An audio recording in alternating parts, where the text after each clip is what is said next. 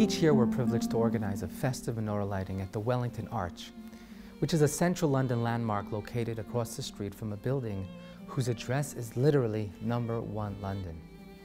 And as I climb the ladder to light the menorah, I take in a breathtaking 360-degree view of the heart of London, encircled by Park Lane, a dazzling winter wonderland, and the majestic outline of Buckingham Palace. And as I look up, I see the magnificent sculpture atop the arch, designed by Adrian Jones in 1891, titled Triumph. This is of particular significance as it recalls the Arc of Triumph in Paris, which was inspired by the Arc of Titus in Rome. If you've been to the Arc of Titus, you will know that engraved on one side of the arch is a tragic and humiliating scene depicting our ancestors forcibly, brutally taken into exile by Roman legions, carrying with them items from the Holy Temple, including a menorah. Indeed, immediately after the State of Israel was announced in 1948, the Jewish community of Rome symbolically gathered around the Ark of Titus to say the Jewish prayer of thanks called Hallel, with profound appreciation to God for returning those Jewish exiles and their menorah to Israel, to Eretz Yisrael, to their homeland.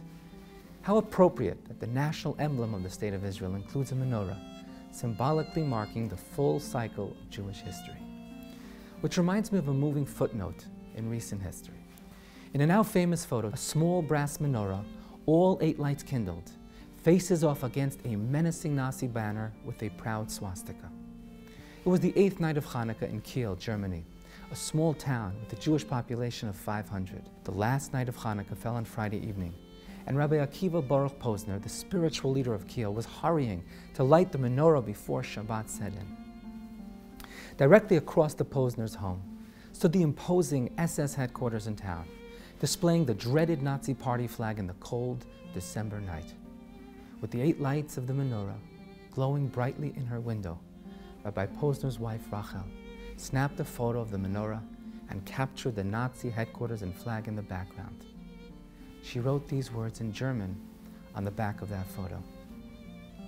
Hanukkah, Judah will die, thus says the banner. Judah lives forever, thus respond the lights. My friends, do you know where you can find the ancient Egyptian empires, the Babylonians, the Persians, the Romans, among all the others who sought to destroy us in each and every generation? On Wikipedia and in museums. And do you know where you can find the descendants of Judah the Maccabee? Alive and well in the here and now, bringing the light and message of Hanukkah to the wider world. Tonight we join Jewish communities around the world and Chabad centers across the globe, who I'm told have organized over 15,000 public menorah lightings during this Hanukkah alone. And one of the most symbolic lightings will take place at the Brandenburg Gate in Berlin, where a few years ago, the President of Germany kindled these lights of love in the very place where his predecessors once stoked the flames of hate. And so tonight, let's remember that the arc of history bends forward, and that love will always outlast hate. Good will always outlive evil, and that light will prevail over darkness. Tonight, let's celebrate our Jewish identity and tradition with confidence and with joy.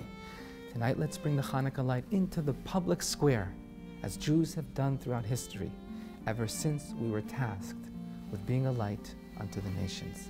Tonight, let us proudly proclaim, Judah lives on forever. Am Yisrael Chai.